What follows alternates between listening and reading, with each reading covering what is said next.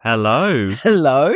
And welcome to Finish Big. Yep, we are listing our way through all Big Finish releases in some kind of order. Yes, and we've come some way now. I think we're about 70-odd releases into the main range. We've gone up several back alleys and had a good explore. Such as Earth Search. I know. We've seen in some spin-offs and seen out some spin-offs as well. What have we seen out? Just Dread. Oh, yes. Well, 2000 AD does come back in some form later on. We've just recently eased in Sapphire and Steel, and may I say it sits very comfortably there. Yeah, and we just done Tomorrow People as well. So it's different every Actually, time now. We're about to see out the Tomorrow People, aren't we? Well, God. it'll be a while yet, I think. God. But yes, so we're moving forward into the Doctor Who main range this time. Favourite Everyone loves the place to Doctor Who be. main range. Well, hang It's on. not called main range for nothing. I would say it used to be our favourite place to be, but then this week we released Mark's Chronology audio guide. Oh, yes. And now that's everyone's favourite place to be, and the main range is second. Part 2 coming soon, everyone. Sooner than you think, actually. All those comments, Jesus Christ. You people need to find better things to do with your lives. Anyway, back to the main range this time. And Yeah. I'll tell you all what we are talking about today. How jolly. Live 34. Death to this, death to that. I do wish you'd stop interrupting. Scaredy Cat. Killing is like cooking. You can always think up new ways to jazz up the recipe. And Singularity. I'm not like all the other boys. That was supposed to be Turlo. Sorry. What? That's what he says, isn't it? Yeah, it doesn't say like that. I'm not like all the other boys. I don't know. Oh, God. Anyway, well, newsflash, everybody. So, Paul McGann joined the main range last time, didn't he, with Terra Firma, which means we have no 6C in this at all. No, Colin Baker. Colin Oh, Baker my God. he's off on tour. He's probably got a theatre show to do anyway. I cannot think of a time where we've done a main range episode and there has been zero Colin Baker. Colin shoved out by Paul. Mind you, there's a Sylvester McCoy story here. There's practically zero Sylvester McCoy in it. So, you know. It's funny how we get used to like 5, 6, 7 or Yeah. 6, 7, 5. There's always a just variation on that, rotating. isn't it? On the Well, main range. well, no, but by the time you actually get to the end of the main range, there's about 5 months in a row of Sylvester McCoy. Oh, it really goes out the window. can't we break it up? No, it does go out. It gets like 2 trilogies, like, almost like back to back. It's ridiculous. So this is the beginning of the end, or the end of the beginning. That is the end of the main range. Yeah. Anyway, do you want to say anything before we go into Alive 34? No. All I want to say is we're continuing our high of last time with one dud here, but 2 very good stories. So the role is still continuing. All right, Gary, you're still in the heavens at the moment. Yeah, we're still in that weird period, aren't we? The new series has come back. They're still finding their feet again. And they're still trying different things, as we will find out with Live 34. So let's talk about it. Indeed. So Live 34 was released in September 2005.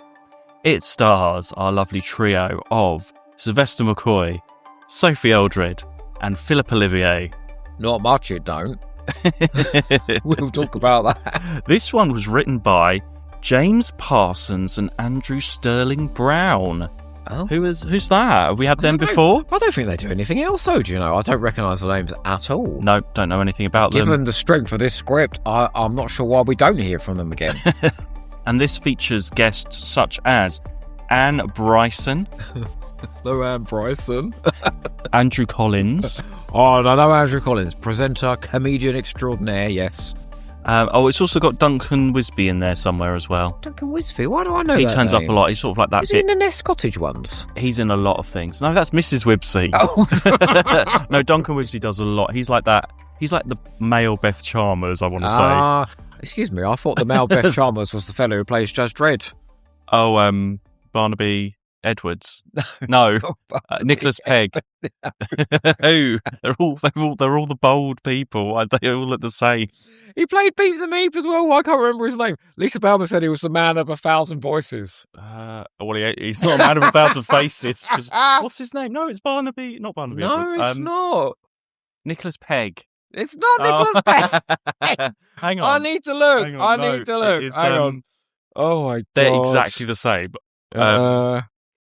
What was the Beep the Meep story called? Hang on, cut this bit. What was the Beep the Meep called? Hang on, no. What's his name? Toby Longworth. Toby Longworth. I'm so sorry. Toby was so sorry. Given that you've done 500 releases, I'm so sorry. Anyway, what were we talking about? Oh, and this was, of course, directed by Gary Russell. Yeah, are they all directed by Gary Russell? Do you know? Well, we'll find out as we go along. I'll keep that as a bit of a whoever directed Scaredy Cat mystery. You're in for some grilling in this. Anyway, so Live 34. Yeah, very interesting story. I think some people would remember this one quite well. They're experimenting with the format because we have no title music. No Starfield burst, no TARDIS dematerialization. no landing. Already in. So this in the whole story. thing is done as if it's a radio broadcast, like current affairs program on this alien planet. So think War of the Worlds, Ghost Watch, that type of thing. You're like fake radio drama. So do not adjust your set. It's such a brilliant idea. It's one of a handful of big finishes. And it's unbelievable to say this, given there have now been 4 million releases. Well, it's one of a handful of big finishes that can only be told on audio. It is absolutely like Whispers of Terror. Well, I'm like surprised. Omega. The twists and the turns only work on audio. I'm surprised Big Finish haven't done this sooner. Yeah. Like, this is perfect for audio. What's the one which is the commentary? Demons of Red Lodge. Yeah, see, that's kind of thing. one. Yeah, they're few and far between, actually. More of this, though. Well, you don't want to overdo the format, do you? This stands out because it's quite audio. rare. You do want to overdo it. Yeah, but you don't want like some fake, Anyway, so we've got basically Andrew Collins is like a real presenter, comedian person. So he's the one presenting the program. Spot on as well. So authentic. Delivering all of this sort of hyperbole and all of the facts like the presenter that he is. Well, it's like tuning into like BBC News, basically. So you find out about the alien planet, the political parties, who's bombing who, all of this through the program. And then it is divided up into four separate like radio programs. There's like static at the beginning and at the end. And each episode, like 2, 3, and 4, sort of cover one of our teams. So the Doctor, Ace, and Hex. So they're all sort of separate. 1, 2, and 3. Sorry, 1, 2, and 3, and then the finale's the 4. So the Doctor just appears as this figure on this news program. Ace is is known as the Queen of the what? Rebel Queen. The Rebel Queen. Yeah. And then Hex is a nurse, and there's like a bit of like an interview and a follow around with him helping. And it's basically this war on this planet, isn't there, going on? The Rebel Queen is very fond of Michael Caine movies. Oh, God. Sophie Aldred goes, I was only supposed to blow the bloody doors off. I was looking at him like, oh, please, anything but this. Who knew, right? Because it's been quite a while now since I'm about to be very positive about this. It's been quite a while since I've been this positive about Sylvester McCoy release, that all we needed to do was remove Sylvester McCoy and Sophie Aldred for 2/3 of the running time for there to be a really good 7 Doctor story. It's not that acting where are we? We've landed, we're exploring. I like that. They're not I like acting, they're being these characters being interviewed. It's something different for them to do. Sylvester McCoy, he can literally just read off the page because it's supposed to be like a live broadcast anyway, so it fits perfectly for him. Look, this is the gist of the story, all right? Just say lines around this. So it's up to the audience then to piece together what's happening, what we find out that's been going on this planet. I mean, you do get all the information. So as they're interviewed, you do hear about them landing. You do hear about them finding the body of the kids. Obviously, you're with Ace when she's being interviewed. No, it's Hex, isn't it? Sorry, where they find the big pile of bodies underground. You're with Ace when they go to the parts of the city that are really poor. So it's all in there. You just have to piece it together. It's not told in a linear fashion in the way that we normally get it. And you can get away with it as well, because actually, if this was told in a normal We Land and the rebels are against these other people, it is just your standard boring political war story. It would be, yeah, without any of this. Yeah. It is a boring story. And I wasn't that particularly interested in any of the, like, why do we care about this world? Why do we care about this leader and this person? I mean, I know there's like murders and stuff, but I didn't particularly care. I was just waiting for our main characters to turn up and just see what they would be doing and how they would move on. Who cares about the political machinations of another planet? But then you've just written off half of Doctor Who then. Well, yeah, they were the boring stories. Terra Alpha, or Vengeance on Varos, all those stories have just been wiped out. Yeah, Vengeance on Varos is the political stuff. It's the boring stuff. It's not boring at all. What are you talking about? Anyway. But how it's presented is why it's so engaging, or is as engaging as it is. There's such an immediacy to us listening in to a live report. So it feels like it's being done now rather than being done 20 odd years ago. You feel like you just tuned into the radio, and it's reminding me a bit of 62. You know how that feels sort of live some of the time. There's a immediacy to that as well. What's very clever about this is it is about journalism as well, about how is journalism about seeking the truth, or is journalism a tool for propaganda? Because brilliantly, at the end of episode 3, when they discover the pile of bodies and the horrendous things that this premier is doing in order to maintain control, and he's, it's very Trump. He's putting out an image of benevolence and, you people, you've never been better fed and all of this. And actually, they're just tidying away all the poverty and they're murdering all the insurrectionists.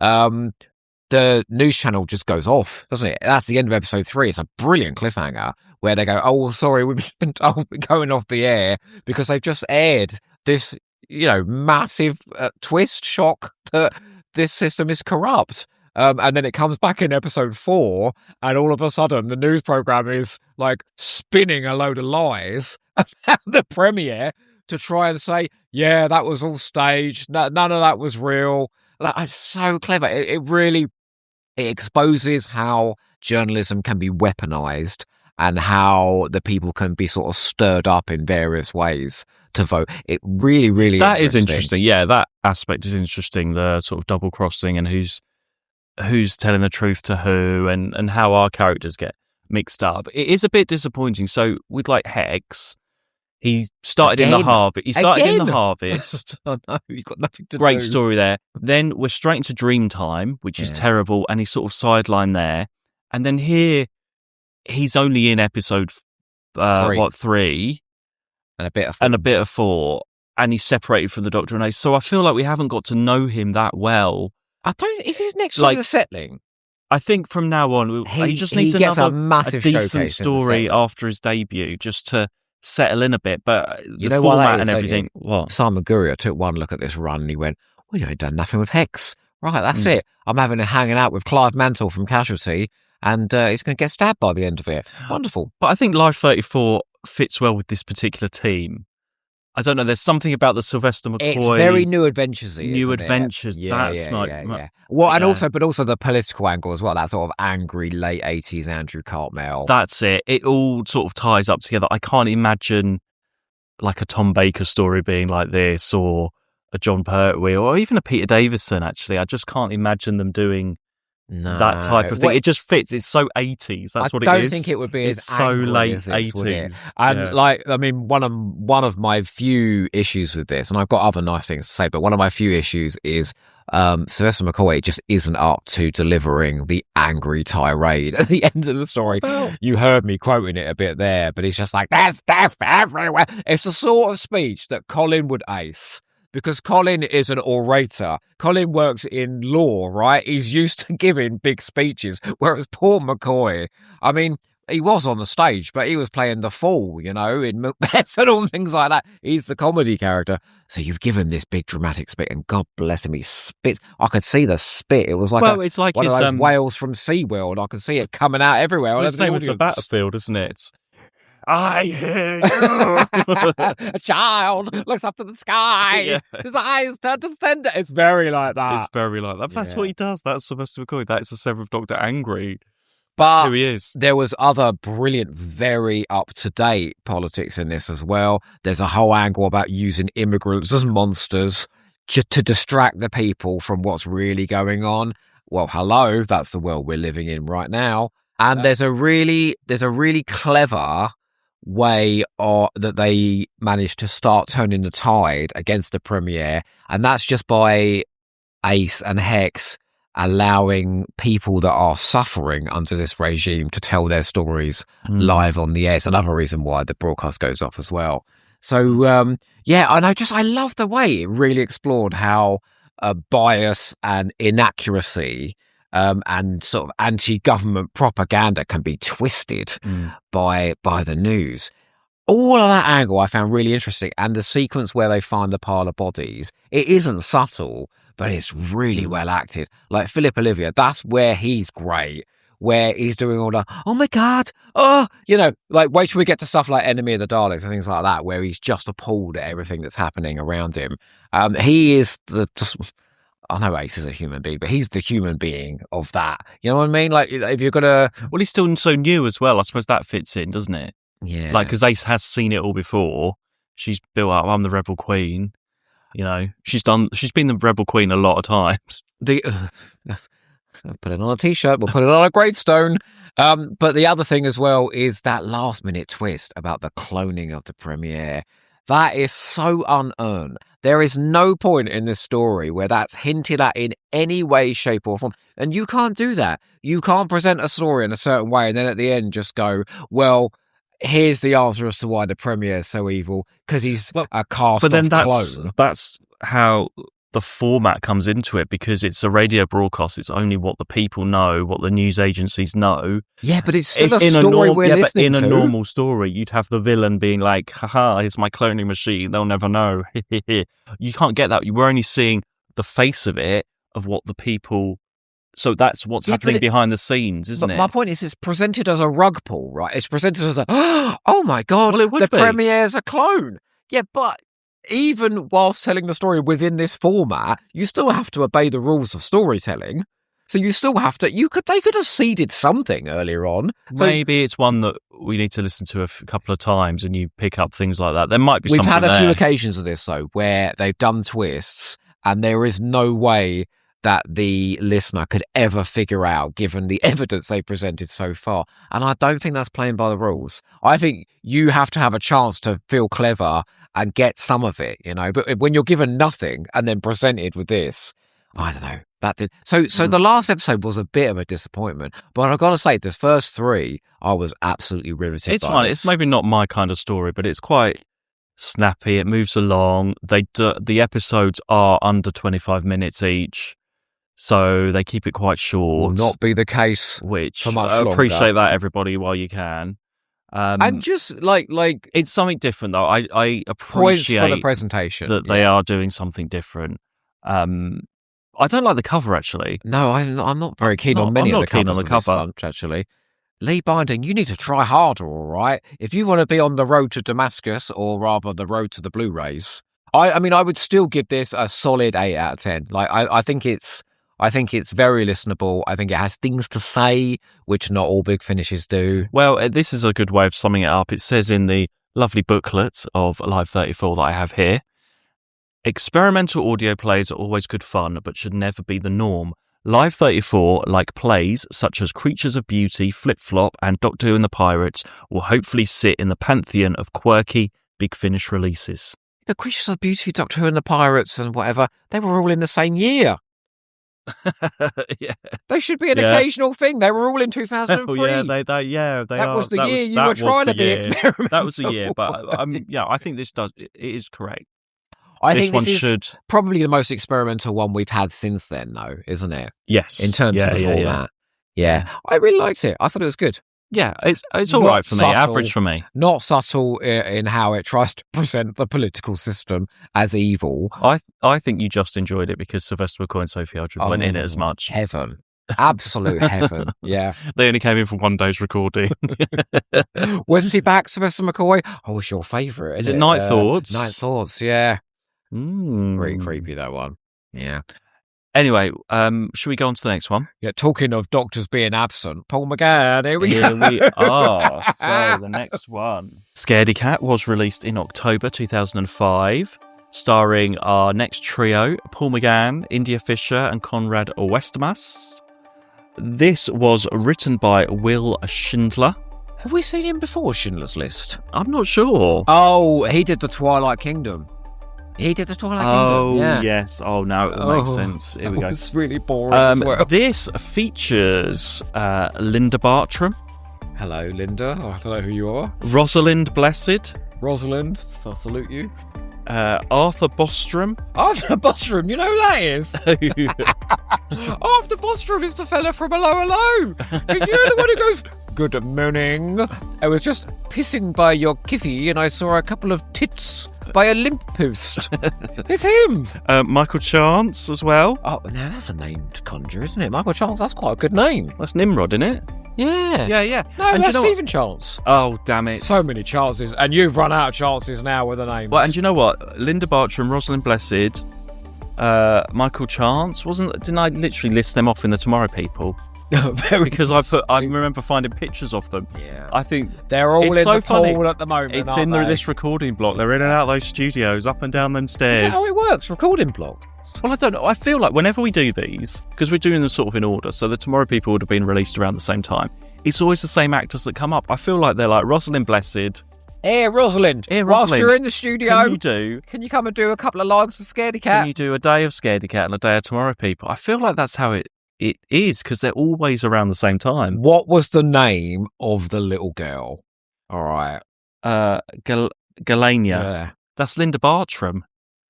I think she was the girl in Tomorrow People. Oh, don't. Is it an adult playing a child? Linda Bartram, okay. Oh, God, let's get this. Scaredy Cat, Scaredy Cat. Here. We're just having a look in the the booklet. Oh, please. Audio viewers. Who's that? I don't know. I'll tell you what, they look a lot prettier than their performances Who's were. this? The bass scientist. Yeah. That's Stuart McLaren. There, that India Fisher Rosalind and Conrad, they look like they're trying to double-deck somebody. Look at that poor man in the middle there. Michael Chance. Michael Chance is being double-dipped by Conrad Nesbitt and India Oh, there we go. Fisher. Linda Bartram, there she is. So the little girl is about a 45-year-old woman. There she is. She's happy. Linda. There, if you wanted to know what she looked like, there she is. Who's that woman in there? Who's that? I don't know. That's But what's she's the got name? some attitude, No, isn't she? It's Brian Blessed's daughter. It's Rosalind Blessed. Look, she looks like Brian Blessed, doesn't she? Rosalind Blessed, you have got some attitude. She looks. Get me my vegan lunch. Oh, and look. She's saying. I love Conrad's jumper there as well. Oh, Conrad, Look at that jumper. Shut up, Conrad. My God, I think he's off to Harrods. You know, or at least Selfridges. How much a Big Finish paying you, Conrad? Anyway, sorry. I love these booklets. Thank God Linda Bartram is an old woman. Well, 45, that's how old I am. Hang on, I haven't finished. This was directed by Nigel Fairs. Oh, no wonder this was so terrible. Oh, my God. Nigel, stop doing Big Finishes now. Nigel, hang on. I knew this wasn't Gary. I knew it wasn't Gary. Hold on. So Nigel Fairs, this makes sense now. The Tomorrow People. Oh my God. You be I'll be Linda Bartram. Okay. Wait. No. I am the Slavian ambassador. Oh, sorry, my phone's just going. Hello? Oh, hi, Linda. It's Nigel from Big Finish. Oh, Nigel, I'm just doing the Slavian Menace now. Well, I'm just directing a couple of Tomorrow Peoples, and I'm doing some Doctor Who. Oh, really? Would you like to come and play some more Strange Beasts for me? Will that scary-looking Brian Blessed's daughter be there, demanding the vegan lunches? Oh, yes. Yes, she will be. Oh, good grief. Oh, I'll have to think. Hang on, I'm just going to speak to my agent. The lunches are very nice, you know. He says, who will I be playing? You'll be playing the ghost of a little girl that's actually a planet. Okay, give me one line so I can just sort of practice. What did she say? Let's have a look at these lines. Oh, Scaredy Cat, Scaredy Cat. I'll try it. Scaredy Cat. How's that? Yes, How's that, great. darling? I've booked you in for the old block. Oh, good. put me down for the Moroccan falafels. I will do. Quick before Linda Blessed eats it all. Now, you might think that was us hamming it up. That was actually a live recording from the time. Anyway. We managed to tap into Jason Haig-Ellery's recordings of all the phone calls. He's got all the phone calls. What recorded just in case no one lives up to their contracts. Release the Caroline Morris tapes. Fucking hate Doctor Who. What am I doing here? Caroline, you're fired. I never wanted to play a bloody queen anyway. Sorry. Anyway, right. Scaredy Cat. Good grief. Scaredy Cat. Well, so we're being silly because it's so dismal. So this one, everyone, you're probably thinking, what do you first think of about Scaredy Cat? The short run time. So the longest episode is 21 minutes. That's episode 4. I think the shortest is 17 minutes. That's episode 2 is 15 minutes long. I think so. I put it on and it was over with before I realised. I think what we're getting now from Paul McGann, the Eighth Doctor in the main range, is all of the Divergent Universe script rejects that had to be cut short because they closed the Divergent Universe pretty quick. The third series early on. So what else? Well, we've got Time Works, we've got Something Inside. All of these ones coming up would have been... Works, that makes sense, because time doesn't work in the Divergent So Universe. I don't know if this was a longer script and they've just hacked out all of the Croker, all of the other Divergent Universe stuff. Because actually, it is weird. It's like this is a planet on its own. You've got colonists coming in, a bit like the Twilight Kingdom now. So, Will, watch your face. Schindler. You've done a Terry Nation and just literally photocopied the same things. Object. You love a Terry Nation. Yeah, I know, but he's really done exactly the same thing as the Twilight Kingdom in a way. And I think it's the same musician. It was the same music. Twilight Kingdom remix remastered called Scaredy Cat, but 20 minutes shorter. The Scaredy Cat remix. Yeah, that's right. Well, where do we start here? Well, let's start with the Doctor, Charlie, and Cariz, because last time in Terra Firma, Charlie in this? Is she in this? Well, in Terra Firma, we liked Terra Firma, but the character stuff was a bit odd. Just the dynamics between these characters are a bit. They're just different every time, aren't they? And Cariz murdered the Doctor's old friend at the end of it. So we start off here in the TARDIS Gardens. Great idea. I feel like that scene is just shoved in. You've taken the Croker out and you've shoved them in the TARDIS Gardens. And there's this line about Cariz wanting to see like a planet just after it's been formed or something that hasn't been corrupted or something like that. I assume in the original version they would have just been walking through the interzones and just popped out in this garden. In this garden, I think. Yeah, so you can make it work. Okay. And then the setup is very Kinder to me because you've got scientists on this underdeveloped planet and they're experimenting and they're looking at the natives of this planet as well. Imagine Kinder. It's literally Kinder. Right, without any intelligent dialogue, bland characters, simplistic concepts, and utter lack of direction. And that's basically Scaredy Cat. Yeah, I mean, it's insipid, this, isn't it? Not a lot. It's just the characters don't stand out at all. I couldn't tell you about one of them, apart from the serial killer. Was he a serial killer? He was a murderer, right? Yeah. Well, I was surprised, actually. So the Doctor and Cariz go off together. They leave Charlie behind. They go off and investigate a part of it. Which is unusual, off in the TARDIS, isn't it? So they have a whole section. So Charlie sort of disappears halfway through and doesn't do a lot. Thrown in a prison cell. And I was so surprised that Cariz and the Doctor are interacting like this. There's no chemistry there at all. It's not Conrad's fault. All right, I'm telling you now. Conrad is giving Paul McGann something, and Paul McGann is giving nothing back. I'm telling you. No, I don't mean sexual. No. Good grief. No, Paul McGann, like we said before, if Paul McGann is bored, he is bored shitless with this script. He has to deliver like a 5-minute exposition dump in episode 4, and he couldn't sound less interested.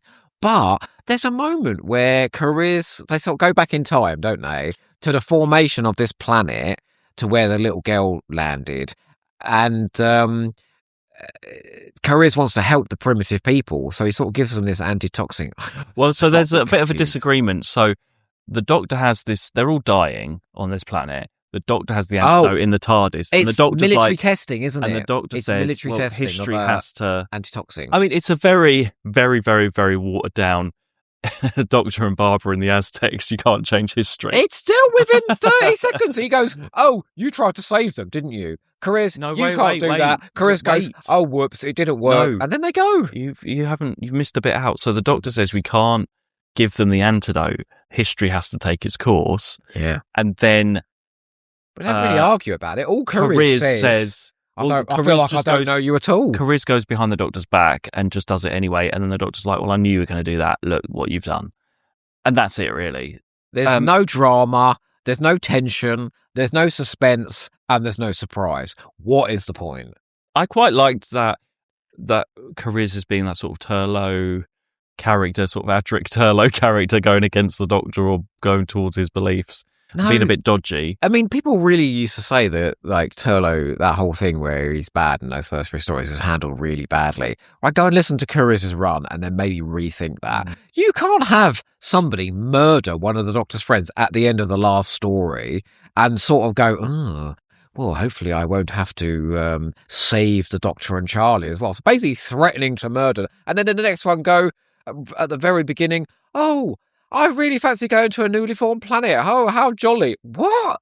Like, what is happening here? The only hint that we're doing this Cariz is a murderer arc is at the end of this, where he's got a gun in his hand and the Doctor goes, "Well, I knew you weren't going to shoot him because you're not a murderer, are you, Cariz?" And Cariz just changes the subject really quickly. But, I mean, this isn't an arc. Yeah, but it's not forgotten. Just seem to be throwing in random moments of violence. Cariz has a chat with the villain of this piece, and the villain identifies Cariz as a murderer and knows what it's done. They have a chat about what they've done. But it is carrying on the arc. Cariz it's not like psychopath? It's completely forgotten. Well, he is a secret psychopath, isn't he? So why is he presented as cuddly, charming Comrade Westmass? I don't understand. 2 personalities, isn't he? Does he? Well, sort of. Where's that established? Well, no, I mean, it's just in his head, isn't it? All these voices, but the Doctor and Charlie don't know that's going on, and it's going to develop. It's exactly the same. No, hang on. It's exactly the same as Turlough talking to the Black Guardian, and then he's off with the Doctor and Tegan. I shall tell you, it's exactly the same thing. I shall tell you now, while you're talking bullshit, because we're about to have in the future a whole run of stories where Charlie is the one that's behaving oddly, and she's the one with the 6th Doctor, and she knows the stuff he can't know, and none of the stories forget it. It's a run all the way through. The Doctor's always suspicious of her whilst very fond of her, and it plays out like a proper arc where the fact that she's keeping secrets from him, those are important points in this. Is just he kills people and then he's great again. He kills people and then he's fine again. And it just makes no sense to me whatsoever. I mean, absolution cannot come soon enough. And the trouble is there's no chemistry between the 3 of them. There's just nothing there. India Fisher and Comrade Westmass, they may have been the busiest of mates off screen. I'm getting nothing on screen. Go and listen to Caroline Morris, our Caroline Morris, and Nicola Bryant together. That's chemistry. Listen to Sophie Aldred and Philippa Lovia. That's chemistry. There's just nothing here. And it means that when the stories are as unambitious and as unappealing as this, you add in a TARDIS crew with no chemistry. Well, it's a chore. Well, and I suppose in this story, because it's so short, I wonder they could have added a bit more character stuff between the 2. Or between Cariz and the Doctor or whoever. Why didn't they sort of pump it up? Because they could have gone, Conrad, can you just put your vegetarian couscous down a minute and we'll have 5 minutes extra recording time with you just to do an extra scene or something, you know? Do you remember in Time Lash where Eric Saward had to add in a 5-minute padding scene of Colin throwing Nicola out the TARDIS and then sort of a battle of wheels with Herbert? Couldn't have someone just inserted some things like that in there? Yeah, I mean, this is the story to do it. Oh, actually, didn't he have to do it in Kinder as well? He put in that scene between Adric and Tegan. Yeah, come on now. Actually, in this, and Charlie doesn't get to do a lot in this. She could have fainted and had 24 hours in the sleep thingy. What's a shame is Kinder I style. Don't think the ideas here are without merit. I think the idea of the military testing weapons, a biological agent on a planet, and then the violence of that act, and the Doctor actually uses the word rape, the rape of the planet and the murder of the primitives, sort of being absorbed into the planet, and it becomes a race memory, so the surviving primitives can all remember. That's a really interesting idea. sort of playing with the Gaia myth. And just the very idea of it, we said, didn't we? It should be a Bonnie Langford story. Because imagine her saying the line, "Doctor, he wants to go to the Garden of Eden," which is what Charlie says at the start. It would be much better coming out of Bonnie's I'm just mouth. reading the notes here. It says here, armed with a largely Sussex-based cast, Nigel ventured into the studio, ready to shape the destinies of the planet Endara and Kaludar. Did you say Sussex? Yeah, That's everyone's where from we Sussex. Oh, Linda well, Bartram. may I say, in case they're in the road Linda next Bartram. door. What's her name? Linda Bartram. Blessed. Whatever Oh, her you're name is. superb, Turners, Glenn. Rosalind Blessed. You know, I don't know if I've seen better acting in a Big Finish release than this Scaredy Cat, you know. They're all round Seriously. here. Better watch out. Yeah, Oscar winners all. There's a subplot about a fella, Mr. Flood. What's his name? Eustace Flood? Flood. Yeah. Michael Chance. Where he's the one that's been locked up, and he manages to convince Charlie that he's sort of like a political prisoner and he's been locked up for no reason. And then it turns out that he was a killer all along. And he has somehow managed to connect himself to the psychic aura of the planet or something.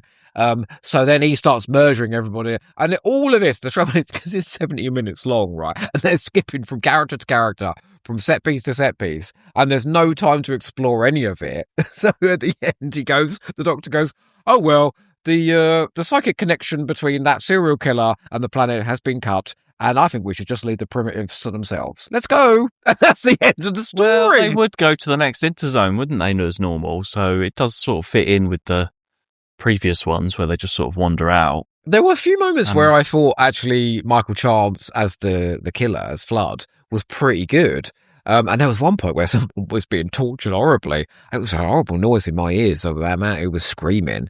But there's no meat on the bone here. No. There's the potential for really substantial ideas. The idea of, what is it they pose in episode 1 of finding the evil inside people, actually identifying the evil of the brain and removing it.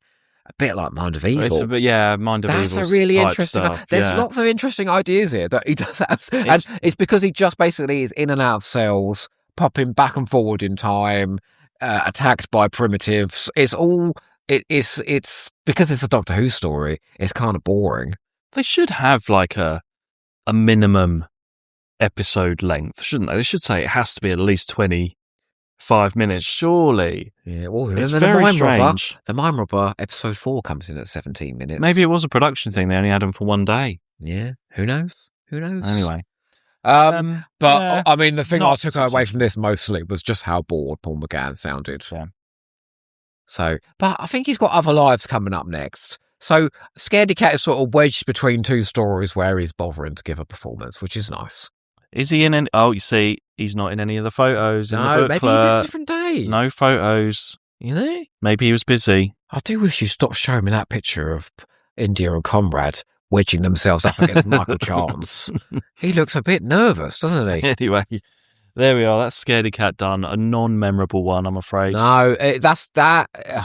Was that better or worse than Unregenerate and... Oh, God. Three's a Crowd that we had at least recently. It's short. That's what. Yeah, it was over with quickly. You know? Yeah, but then that was the problem. The problem was it was too short, and we don't say that very often. Let's talk about something more fun. Let's talk about the next one.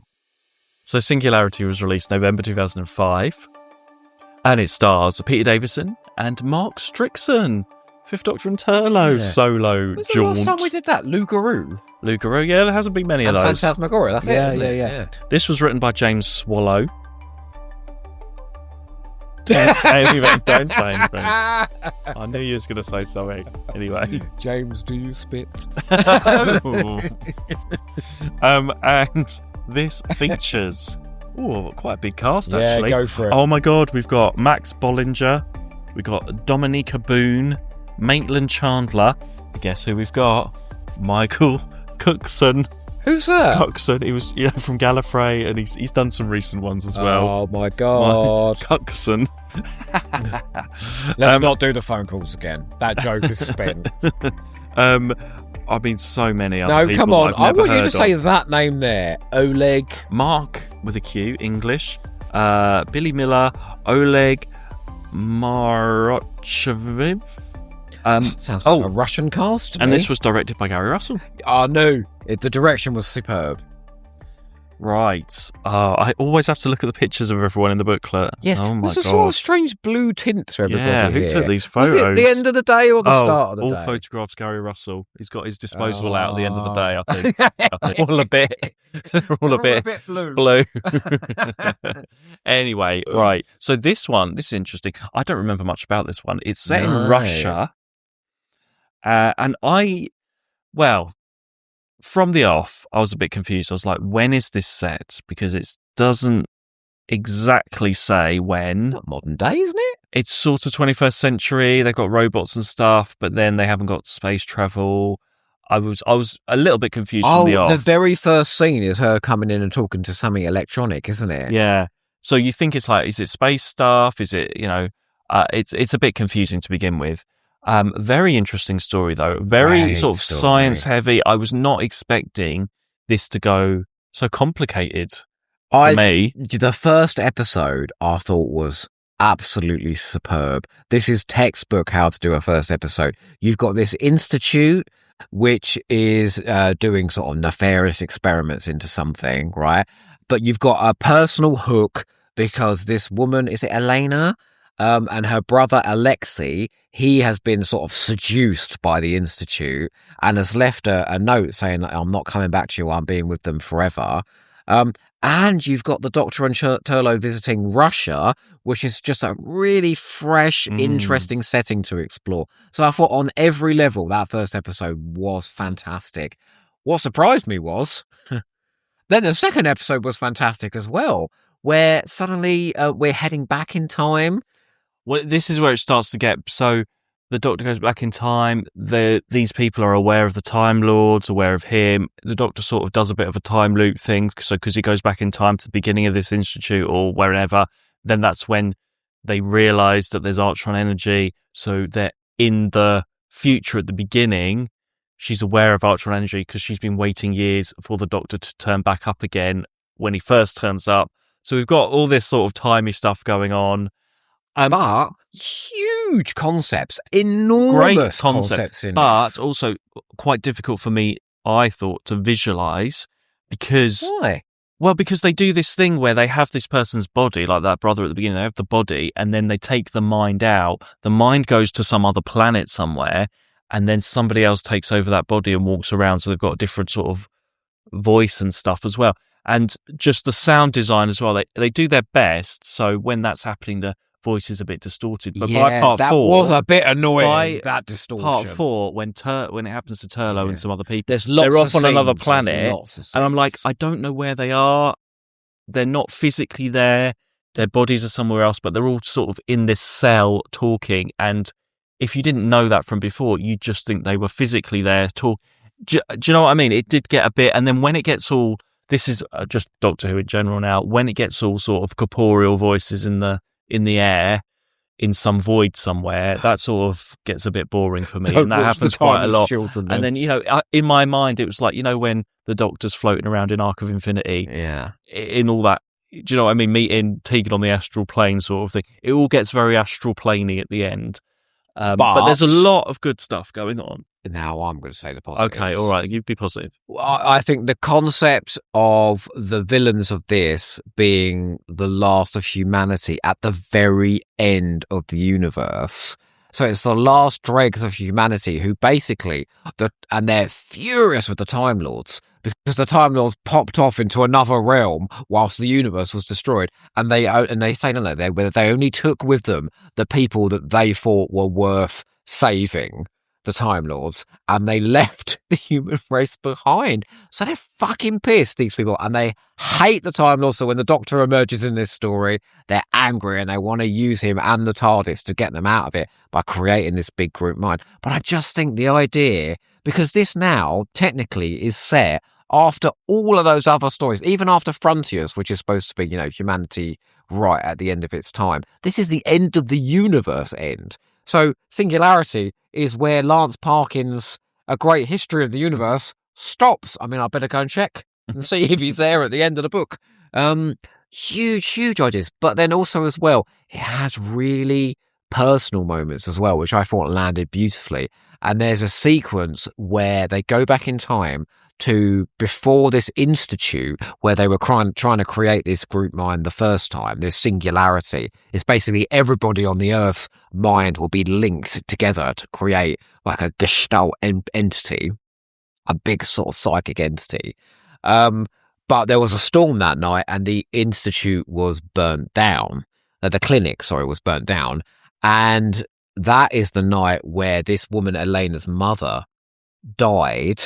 And of course, she's lost her brother to the institute, which we learned at the start of the story. So she realizes she's back in time. She can save her mother because it's the night her mother dies. So it's sort of Father's Day. And she can warn her brother and say, don't go to the institute. They're going to corrupt you. They're going to take your mind out of your body and all of this. And there's a wonderful scene between her and Turlough where, and I'm going to quote a little bit of it because I don't really rate Mark Strickson on audio. I think he's a bit awkward on audio, but he had a beautiful scene here where he says, you push time and time pushes back. And then she decides, because he basically says, if you save your mum, then the idea is that time will take somebody else. And she goes to him, you have a cruel streak, Turlough. And then he confesses, he goes, you're a better person than me, because if that had been my mum, I would have gone. It's a great, great scene. So what I like is that the fact that there are big, high concept science fiction ideas in this, but there's a personal story threaded through this as well. And I really like those guest characters. And I know you thought they were all Indian, but... Well, just the Russian accents didn't sound Russian to me at all. Well, I'm looking at that cast list. I think they may be Russian. You know? Yeah, I know. Yeah, I just thought this was incredibly good. It's a good story for Turlough because then at the finale, he's off, separated from the Doctor a lot. He's, trying to work out how to get back and to break out of the prison and everything. I just think he's got a lot of good lines. I think it's a great one. Really good for him. I think Lou Garou was as well. I don't think you get another solo Fifth Doctor and Turlough till the end of the main range, is it? There's one right near the end. Yeah, there's one. Yeah, it's very rare we get these. So there's 4 across the run. And maybe that's why they did it, because there was one quite near the beginning, and they thought, well, we'll do one quite near the end as well. Yeah, it's actually again quite refreshing to have something. No Tegan, actually. What I really thought was extraordinary was, because at episode 3, it starts to get to sort of run around quite a bit, and there's a lot of people having personal chats. And then episode 4 is really plot heavy, where they're trying to torture the Doctor, they're trying to torture the TARDIS, all sorts is going on for them trying to save themselves. And obviously it all goes horribly wrong, the Doctor stops them. But then there's a little coda where the Doctor goes to the far future and visits the very last human being just as he's about to die at the end of the universe. And Peter Davison's performance in that moment, where he just says to him, rest now, let go, sleep. I thought that was so moving. I think they're trying to do that sort of downer ending, like Warriors of the Deep, sort of downer ending. But I don't know, I thought it was really moving. Yeah, it was great. That he wanted to tidy up this. He knew he couldn't save those people. He knew the universe was going to end. He knew the human race was going to die out. But he went and comforted the last human being alive. That feels like a huge moment for me. And I quite like the villainess of the piece, who's in charge of the institute, and she's your typical sort of villain woman. You are responsible for the final death of man. She has great lines like that. And I did say this about Unregenerate, and it's not just because it's a woman, but this would have fitted like Klein doing this, if this was Klein, because it's got that sort of time travel element and the institute and everything. It could have easily been Klein, and I think I said that about Unregenerate. It could have been Klein or the Rani. Maybe Unregenerate was more the Rani sort of thing. You mean he's sort of amoral scientist? Yeah, the sort of amoral scientist, but because there's a time travel element and she's aware of the Time Lords and everything, I just kept thinking, this is a Klein story, or could have been a Klein story. It's that type of villain. You are right, though. She does get great Rani style lines. Listen to it. Imagine Kate O'Mara saying this line. You ready? Your wretched moral posturing has doomed us. Kate O'Mara could definitely say that. But also as well, like, I will just keep going back to the little character moments. The bit at the end where Elena says, how can we ever repay you for what you've done for us? And the Doctor just says, just live well. Mm. I don't know. I just think, is it James Swallow? I think he has a great... Yeah, he did. He is. I mean, sorry. He did. I just think he has a great grasp of his characters. And I think that's so important. If you're going to tell a big time-travel-y, twisty, complicated story, you need to be really invested in the characters. And I have to say, I love the Russian setting. I thought it was so I love a refreshing. Russian setting. I love a Russian story. I love a Russian setting. Do you? Yeah. Why? I don't know. I just really like it. Oh, thank you for that insight.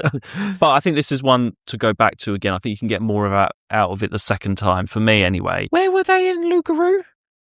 Brazil? No, yeah. Rio. Rio, yeah. Rio. He's been to Rio, and then he's been to Russia, and then he's going to Lanzarote. And we should also say this Big Finish story has an alternative cover, a 10th Planet exclusive, with a lovely picture of Turlo in his hat and coat on the front. Well, I have to say, so I prefer the second cover, actually. Do you think the first cover's quite nice? No, I don't think. I prefer them in their Russian coat and everything. You know, Turlo looks a bit like you there, doesn't he? Everybody, look at this. Compare this to Margaret. I was really impressed with this. I would actually give this a 9 out of 10. I thought the ideas were fabulous. I really did. And I was on board to give it a 10 at the end of episode 2 because I just was so riveted. I do think it lost it a little bit in 3. For me, it's probably a 6, just because on first listen, it is a 6. I like the Turlo stuff. It was a bit too sciencey, astral planey for me. But maybe if I did a second listen, and I sort of knew where everyone was, and I got the concept of the voice is separate to the body. And once you get that around your head, you can concentrate a bit more on what's going on and who's where. It makes me want to explore James Swallow's books, because he did a couple of NFAs. Yeah. He did Peacemaker, a Western one, and a few others. It makes me, because I think if the way he starts episode 1 in a very sort of trad, we've got to explore this institute, and then he just opened it up by the end of the story to this is the Doctor comforting the last human being alive. There's potential in that writer. James Swallow, keep going. You swallowed me up. I knew you was going to go down that route. I knew it. Anyway, there we are. So, yeah, good. Very different stories. 3 very, very different stories. And that's what we like. But I would say the last 6, I think we've only had one dog, which is Scaredy Cat. What was it? Terra Firma, Thicker Than Water, Council of Nicaea, Singularity, and Life 34. We're on a really good run of stories here. If it's not the top tierest Big Finish ever, it's very good. Yeah. And honestly, given the way things are nowadays, Luke Malloy, if I had 6 very good stories on the bounce, I would be thrilled. Don't start. It's not nostalgia. I didn't listen to all these at the time. You cannot use that. Nostalgia. We've just talked about what we think of these bloody things. That's what I'm saying. It's not nostalgia. I know. Okay. I mean, recently we've heard Lizzie Hopley's, what was it called? The Master Dark Gallifrey. Oh God! Eric Roberts don't even one. Start on that. I mean, that was the worst thing. That Don't you tell me things are better these days. Go and listen to Dark Gallifrey Master. They dragged in a load of kids from the local amateur dramatics group to act in it. I couldn't understand a fucking word of that story. You know, it made me very cross. Maybe the fee went on Eric Roberts, so they had to scrimp on students. On Lizzie Hopley's lunch. I know. Anyway, what are we doing now? What are we doing now? We talked about it. What do you want to do? We've got to do your chronology. Mark's chronology moment, which is very in the now. Well,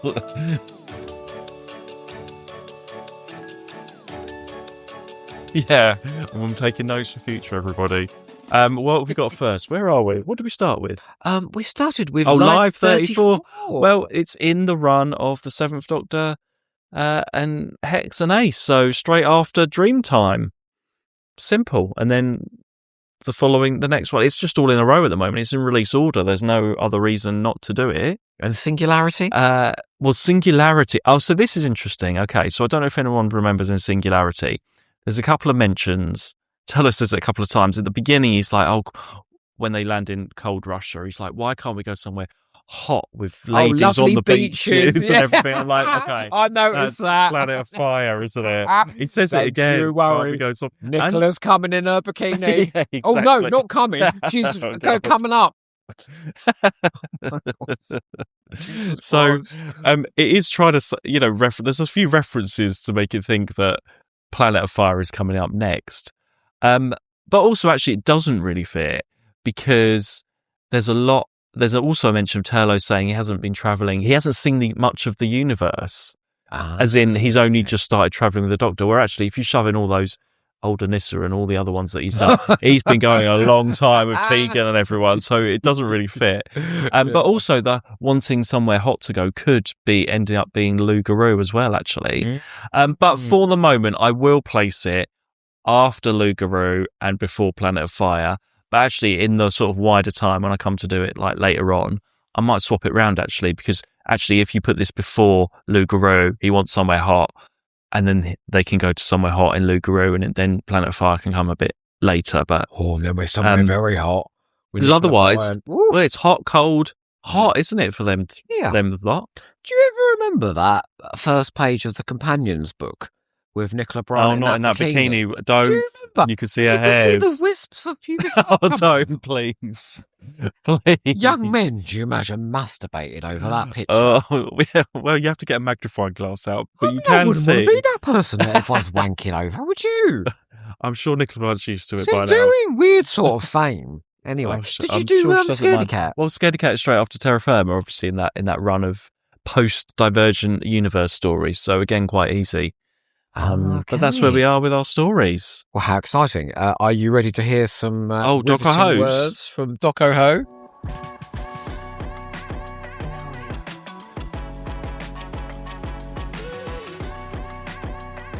Okay. Right, Doco Ho, what have you got to say? Right, uncharacteristically for a Sylvester McCoy story, Doco Ho says, phenomenally good. The boldest departure from the norm since the natural history of fear, and just as gripping.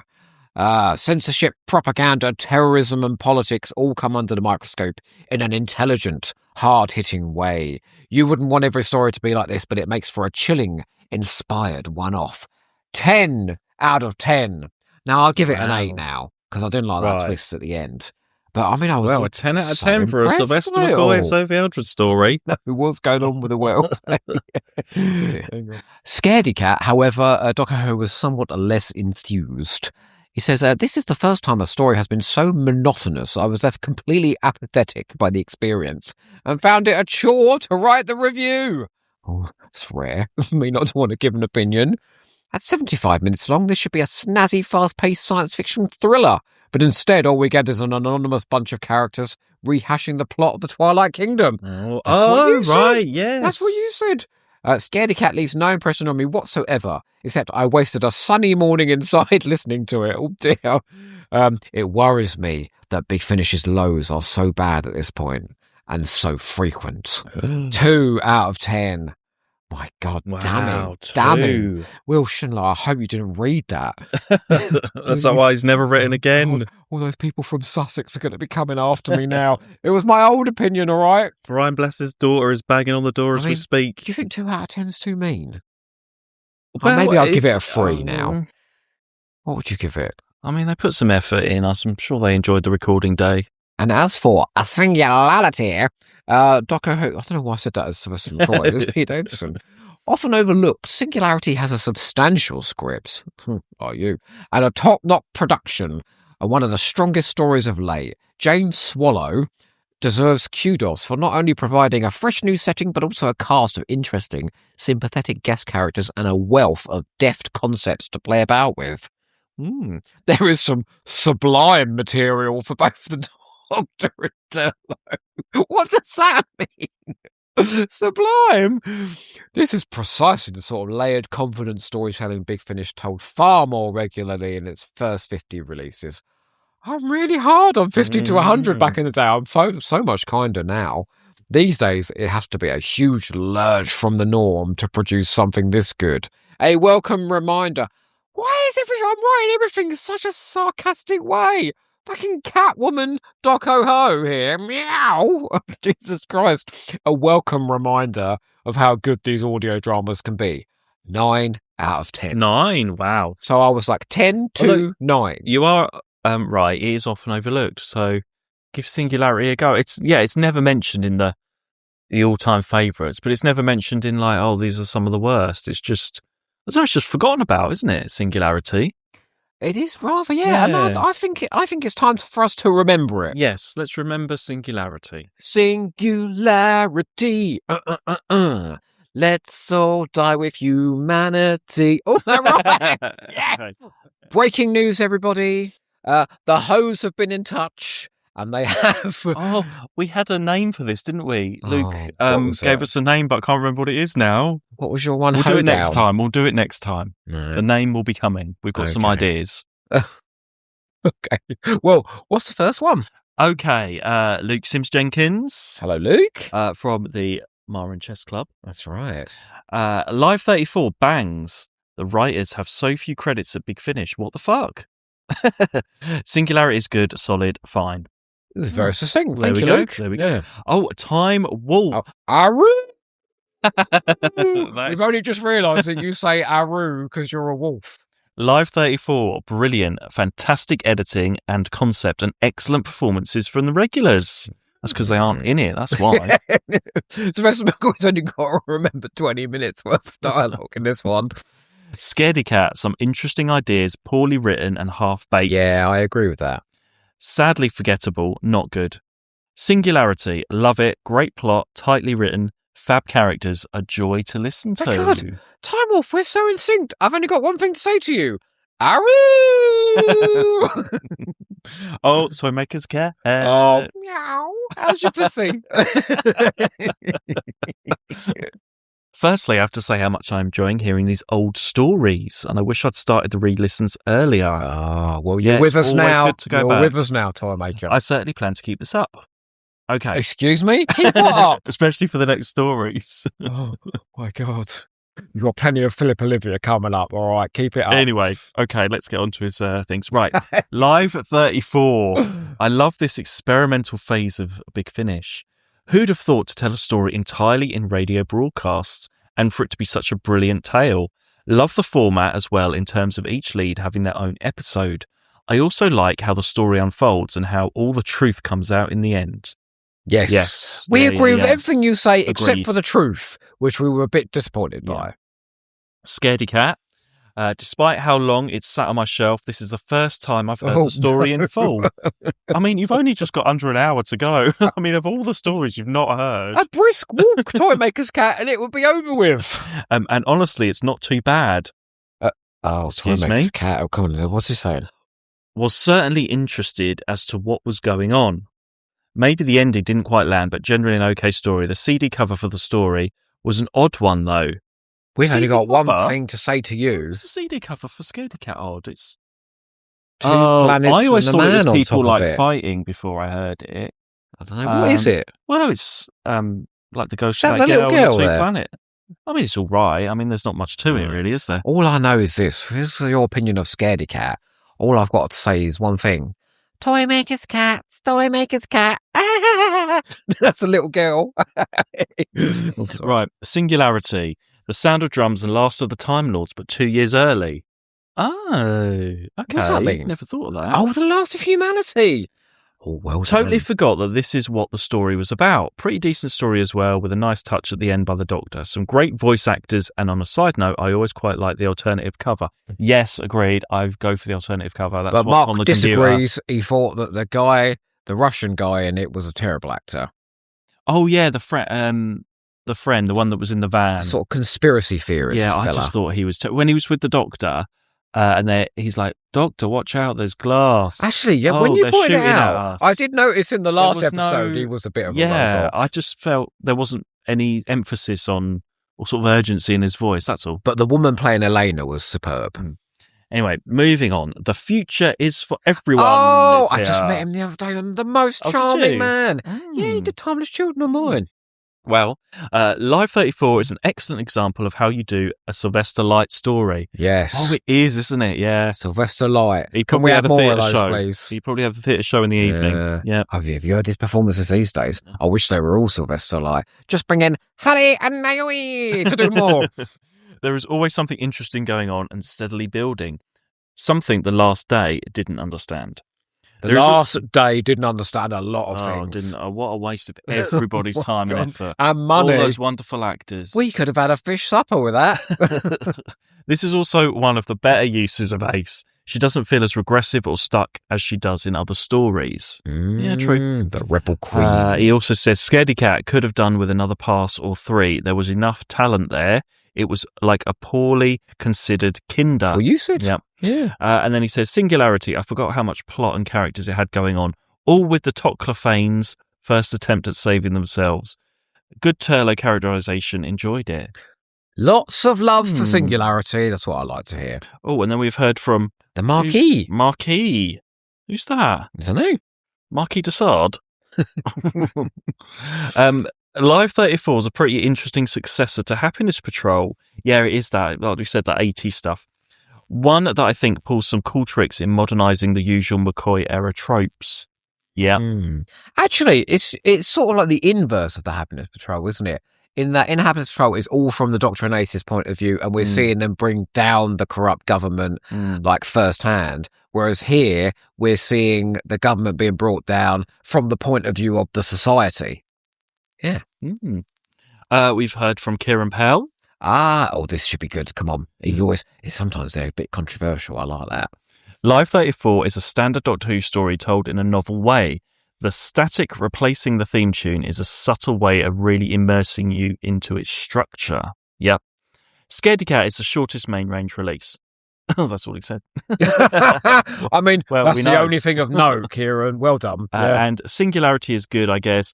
Never one that did it for me, even though I should love it. Yeah, I agree. Yeah. I tend to only go back to Live 34 out of these lot, as it's such a uniquely presented piece of Doctor Who that never gets old for me. Fair enough. Yeah. True. It's certainly the most experimental of the 3. Yeah. We have also heard from Imogenopher. Imogenopher? Yeah, I'll do. Live 34, one of the best. Brilliant story, horribly well realised dystopian world, top-notch use of the radio format, and a Chessmaster 7 who isn't just a cunt. Oh. Wow, very strong words there about Sylvester McCoy. Thank God he's not just a cunt, he normally is. Yeah. Scaredy Cat, this was meant to be a Divergent one originally, wasn't it? They were probably better off out of that then. Just a bit of a non-event, really, right down to the pointless use of 2 CDs to try and hide the rather sad fact that it fits comfortably on one. That's right. I know, scandal a big Later finish in the range, they'd have Lucy Miller stories plus 10 minutes of extras. That's 70 minutes. We should all call up Watchdog and see if we can do something about that, because that is a con. That is an absolute con. Except the actors who all live in Sussex, who were absolutely superb. Jason A. Gellery's probably got a loft conversion out of that, making it 2 CDs. Oh, well, let's all go and hang out in his loft then. With Caroline Morris. Yeah.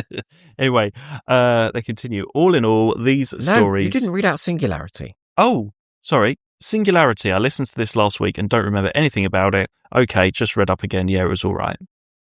Oh, harsh. Okay, anyway. Okay. All in all, 3 stories that sum up the 51 to 100 era well. Very varied in quality, with some of the earlier brilliance still very much evident, but also that niggling feeling that the well of top draw stories was beginning to run dry. I think that's fair. I think that's fair. Yeah, that's is that all of it? Oh, thank you very much for all of your comments. I think that's fair. But I do think this is a great run to the end of Gary's run, and then unfortunately we get 90 to 100, and we will get there. No, they're still interesting and varied. They're still doing something different. So another 3 done in the main range. Very good. Yeah. Well, where are we going next? Yes, I have time to tell you all where we're going next. We have a new spin-off to try out. What? They're getting those spin-offs in, aren't they? I'm trying to think what else could be coming. No, go on, tell me. It's called Cyberman. Oh, Nicholas Briggs. Written, directed, music, acted, and everything by... It's just... Now, Cyberman. is this got the same cast as Dalek Empire? Cyberman. I think it's Dalek Empire, but with Cyberman. Will it have that dreadful pneumatic drill music from Sword I of the think it's Lion? all the same. Yeah. Although I don't like Sword of Orion at all. I think it's awful, but I do remember liking this series. I think it does a good, like we like Dalek Empire series 1 and 2. I think it's along those lines. So if you like Dalek Empire, I think you're going to like Cyberman. Okay. Is it sort of the Orion androids and all that sort of thing? It's all that kind of stuff, yeah. Oh, okay. I do find all this very sort of bit too macho, though. But it is written by Nicholas Briggs. I should hope there's some humour in there and some campness. Otherwise... Well, it'll be Nicholas Briggs' humour and campness. Okay. I feel like Nicholas Briggs and Paul Mars should have written the Cyberman story. Imagine it. It would be very funny. Well, I think it is very good, though. So, oh, no. You know what would happen? If it was Nicholas Briggs and Paul Mars, we'd get Cyberwoman, wouldn't we? Cyberwoman. Well, there we are, everyone. That's it, really, isn't it? We'll see you very soon for Cyberman. And in the meantime, don't forget to finish big.